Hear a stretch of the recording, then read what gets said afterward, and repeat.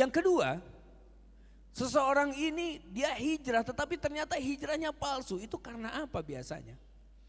Yang kedua, karena dia salah atau keliru dalam menentukan lingkungan pergaulan. Hati-hati. Ada orang-orang yang hijrah, kemudian hijrahnya ini ngebut banget. Ngebut. Sampai-sampai ya Allah gak mau duduk-duduk lagi ngobrol sama teman-temannya. Bahkan ada di satu grup WhatsApp pun dia ada di situ. Cuman gak ada mau ngomong apa-apa. Kenapa? Enggak. Ini grup kayaknya grupnya masih ngomongin masalah masa lalu. Gue gak mau komentar apa-apa deh. Tapi masih ada di situ. Lah ngapain masih ada di situ? Dia di sana hanya untuk memantau, mengkritik. Mantau, mengkritik. Memantau, mengkritik. Ini hati-hati nih. Ya, hati-hati. Dan pada saat orang seperti ini nanti ujung-ujungnya akan mentok sendiri. Akan mentok. Dari mana contohnya? Lihat.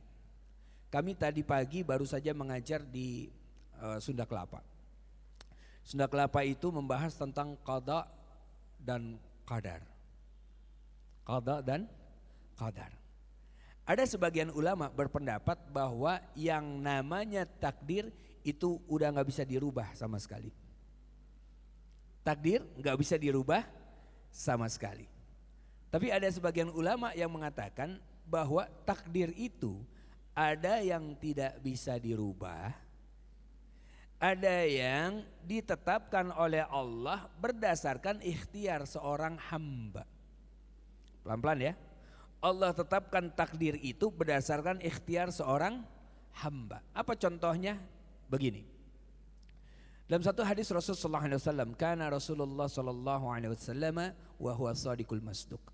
Inna hadukum yujma'u halkihi fi batni ummihi arba'ina yawman nutfah.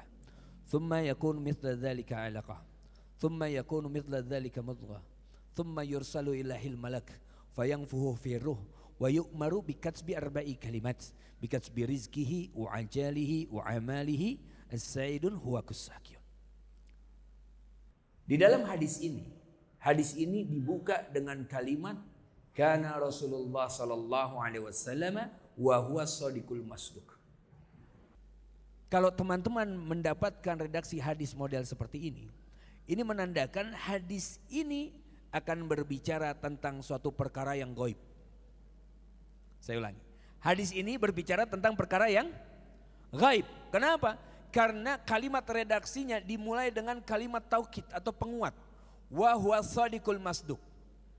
Rasulullah sallallahu alaihi wasallam adalah orang yang dipercaya, ya. Dan juga dia bahkan dibenarkan, orang yang benar dan dibenarkan bahkan oleh musuh-musuhnya. Begitu pemahamannya.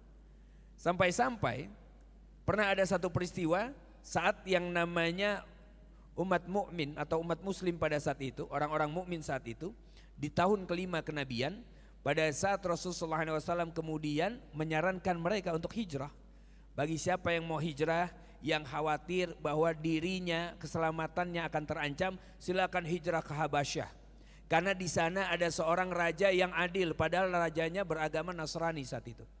Raja Najasyi di Habasyah. Habasyah itu Ethiopia sekarang. Di tahun kelima kenabian itu, ya, saat itu sebagian hijrah ke sana dipimpin oleh Hamzah radhiyallahu anhu. Sampai di sana bertemu dengan Raja Najasyi. Ternyata apa? Ada perwakilan juga dari orang-orang kafir Quraisy ke sana.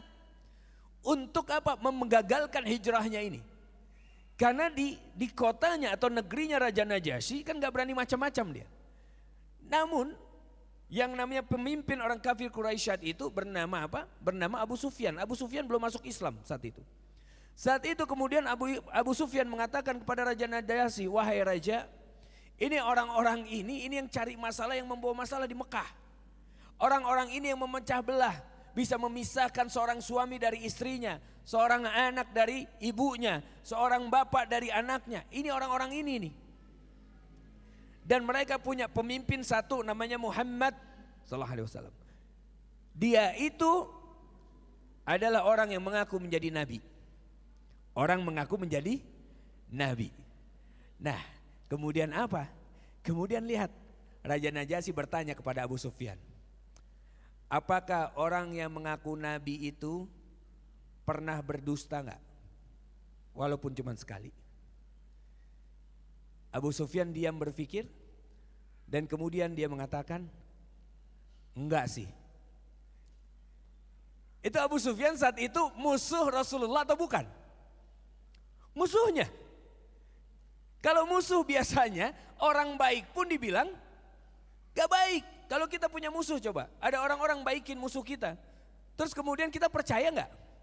Hah? Begitu? Enggak lah. Ya gak tahu aja. Dia mah orangnya begini kan pasti gitu. Tapi lihat Allah mempermainkan orang-orang kafir Quraisy ini sebagaimana itu tadi. Bahwa apa? Bagaimana dia? Dia orangnya pernah berdusta atau enggak? Enggak sih. Gak pernah. Gak sanggup lisan Abu Sufyan mengatakan iya dia mah orang tukang bohong. Tidak. Gak pernah. Subhanallah. Dan saat itu Raja Najasyi mengatakan, coba kalau kalian adalah orang-orang yang mengikuti Nabi tersebut, sampaikan kepadaku bagaimana Maryam menurut kalian. Bagaimana Maryam menurut kalian? Kemudian Hamzah membacakan surat Maryam.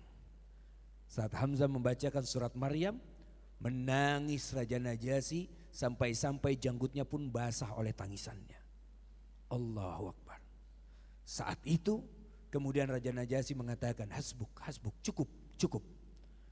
Apa yang kau katakan tentang Maryam benar. Engkau benar. Dan saat itu Raja Najasyi langsung mengatakan, asyhadu alla ilaha illallah wa asyhadu anna Muhammadar Rasulullah. Masya Allah. Saat itulah Raja Najasyi masuk ke dalam Islam. Ini teman-teman. Pada saat kita ada di lingkungan yang salah, ya, bisa jadi tadinya niatnya sudah benar, tapi lingkungan yang akan membuat dia menjadi menyelewengkan niatnya di tengah-tengah perjalanannya. Ini dua. Kemudian yang ketiga, insya Allah selepas sholat Isya nanti kita akan lanjut kepada yang selanjutnya. Sebentar lagi azan kan? Betul ya? Betul. Baik, kita tutup sementara kajian ini sambil kemudian nanti kita akan lanjutkan kembali. Allahu a'lam bishawab. Assalamualaikum warahmatullahi wabarakatuh.